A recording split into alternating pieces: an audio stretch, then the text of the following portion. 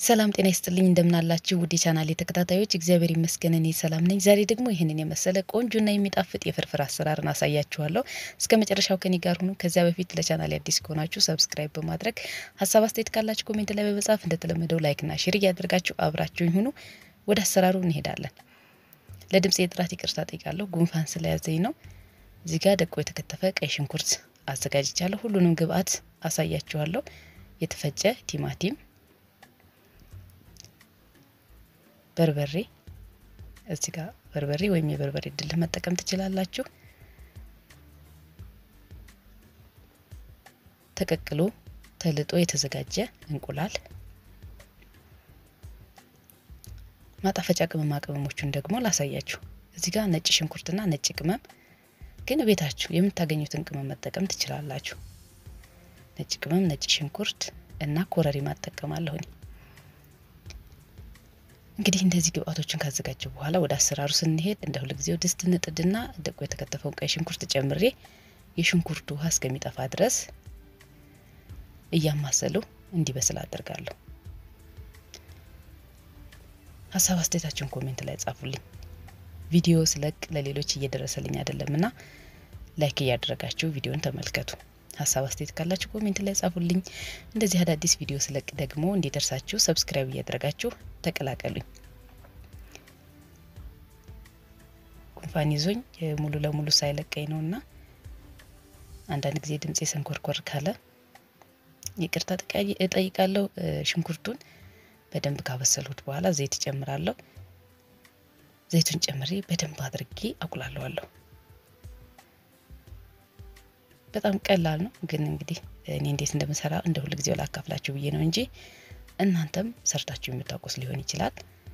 ሽንኩርቱን ዘይቱን ጨምሬ በደንብ አድርጌ አቁላለዋለሁ። ከዚያ በመቀጠል በርበሬ ነው የምጨምረው። በርበሬን ጨምሬ እንግዲህ በርበሬ ቁሌት ላይ በደንብ ሲቁላላ ነው የሚጣፍጠውና የፈላ ውሃ ከጎን ጥዳለሁ። ከዛ በኋላ በርበሬውን የፈላ ውሃ ትንሽ ጠብጠብ እያደረገው በደንብ አድርጌ ቁሌቱ ላይ ቆንጆ አድርጌ ሰራዋለሁ።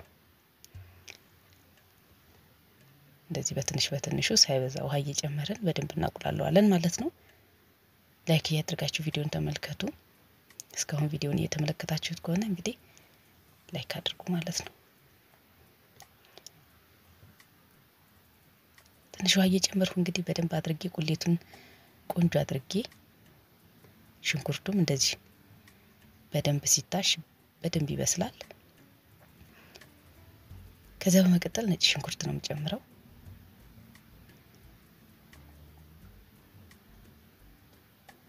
ነጭ ሽንኩርቱን ጨምሬ አቁላለዋለሁ።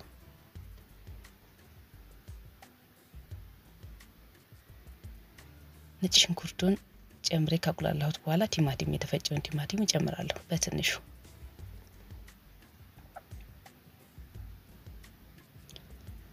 ይሄው እንደምትመለከቱት ቲማቲሙን ጨመርኩት።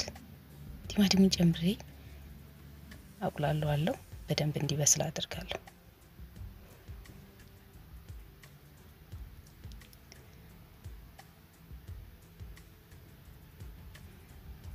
እንደዚህ እያደረገው እንግዲህ ቲማቲሙን እስከሚበስል ድረስ ከደን እያደረገው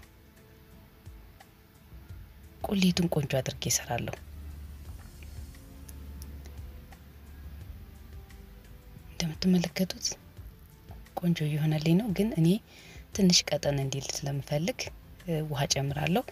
በድርቆሽ ከሆነ የምንሰራው ድርቆሽ ከሆነ የምንጠቀመው ፍርፍሩን ውሃ መረቁ ትንሽ ቀጠን ማለት አለበት በደንብ። እኔ በእንጀራ ስለሆነ ዛሬ እየሰራሁ ማሳያችሁ ወፈር ያለ ቁሌት ነው የምሰራው ማለት ነው። ድርቆሽ ሲሆን ግን ድርቅ እንዳይልብን ትንሽ መረቁን ቀጠን ማድረግ ይኖርብናል። ቁሌቱን ቀጠን ያለ ቁሌት ሰርተን ማዘጋጀት ይኖርብናል። እንግዲህ በደንብ አድርጌ እሳቱን ቀንሼ አንተከትከዋለሁ። ከዚያ በመቀጠል ነጭ ቅመም ነው የምጨምረው። ቅመሞቹ ከሌሏችሁ ነጭ ሽንኩርቱን ብቻ መጠቀም ትችላላችሁ። ያን ያህል አስፈላጊ አይደለም ማለቴ ነው፣ ግን ስለሚጣፍጥ ጨምር እኔ ስላለኝ ማለት ነው። ከሌለ ችግር የለውም። ነጭ ቅመሙን ጨምሬ ትንሽ ካንተከተኩት በኋላ ከዛ ኮረሪማ እንጨምራለን። ኮረሪማ በትንሹ ነው ጨመርኩት ወይም መከለሻ ያላችሁ መጠቀም ነው። ቅቤ በትንሹ አለመጨመር ትችላላችሁ። ከዛ ቅቤውን ኮረሪማውን ጨምሬ እንደዚህ ቆንጆ አድርጌ ቀላቅለዋለሁ። ከዚህ በኋላ ቁሌቱን ቆንጆ አድርጌ ሰርቼ ጨርሻለሁ። በመጨረሻ እንቁላሉን ነው ማደርገው። እንቁላሉን ትንሽ እንደዚህ በቢላዋ እንደዚህ ሰንጠቅ እያደረገው ቁሌቱ ላይ አደርጋለሁ። ጨው እንደ ፍላጎታችን እንጨምራለን።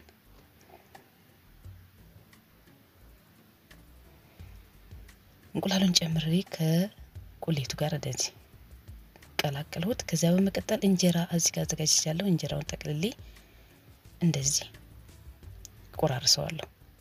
ይሄው ከዛ በኋላ እንጀራው እንደዚህ ቆራርሼ ካዘጋጀው በኋላ አዘጋጀሁት ቁሌት ላይ ጣል ጣል አድርጌ ቆንጆ አድርጌ ማፈርፈር ነው።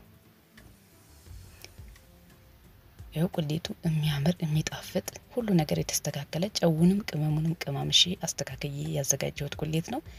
እንጀራውን ከዚህ በኋላ ጣል ጣል አድርገን ማፈርፈር ነው። እኔ በእንጀራ ሲሆን ማፈርፈረው ከእሳቱ ላይ አውርጄ እንጀራውን ጨምራለሁ። ቁሌቱን ከእሳቱ ላይ አውጥቼ ማለት ነው። ድርቆሽ ሲሆን ግን እሳቱ ላይ እንደሆነ ነው ማደርገው። እናንተ እንደ ፍላጎታችሁ። አያችሁት? እንደዚህ ቆንጆ አድርገን አፈረፈርኩት።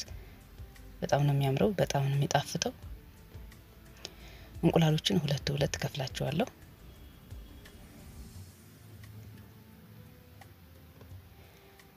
እንደዚህ አድርጋችሁ እንግዲህ ቆንጆ ቁርስ መስራትና መመገብ ትችላላችሁ። እኔ እንደዚህ እንቁላሉን እንደዚህ አድርጌ ከፈልኩት። ከፈልጋችሁ እንደ ፍላጎታችሁ ማድረግ ትችላላችሁ። በጣም ቀላል ነው። እንግዲህ እንደዚህ ፍርፍርን ቆንጆ አድርጌ ሰርቻለሁ። እንደዚህ ቆንጆ አድርጌ ቀላቅዬ ካዘጋጀው በኋላ ከዚህ በኋላ ለምግብነት ማቅረብና መመገብ ነው። እዩት እንዴት እንደሚያምር ሲጣፍጥ ደግሞ ሰርታችሁ ሞክሩት። እንጨልፍና ከዚህ በኋላ ማቅረብና እንመገባለን ማለት ነው። እዩት። እንጀራ ላይ አድርጌ ደግሞ ላሳያችሁ። እዚህ ጋር እንጀራ አዘጋጅቻለሁ። ከዚህ በኋላ ያዘጋጀሁትን የሰራሁትን ፍርፍር እንደዚህ ቆንጆ አድርጌ እንጀራው ላይ አድርጌ አቀርባለሁ ማለት ነው። ሲያዩት በጣም ነው የሚያምረው፣ ሲጣፍጣል ደግሞ። እንግዲህ እንደዚህ ሰርታችሁ ፍርፍርን ሞክሩት። በጣም ቆንጆ ነው። ከዚህ በኋላ ላይን እንዲያምር ከፈለግን ቃሪያ ጣል ጣል ማድረግ እንችላለን።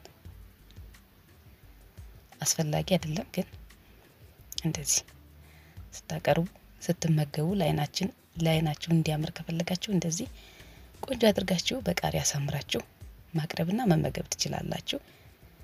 እዩት። ለዛሬ ይዤላችሁ የቀረቡት ቪዲዮ እንግዲህ ይሄንን የመሰለ የፍርፍር አሰራር ነው። በጣም ነው የሚጣፍጠው፣ በጣም ቆንጆ ነው። ስለተከታተላችሁ ስለምትሰጡኝ ሐሳብ አስተያየት ሁሉ ከልብ አድርጌ አመሰግናለሁ። መልካም ጊዜ ይሁንላችሁ። ቻው።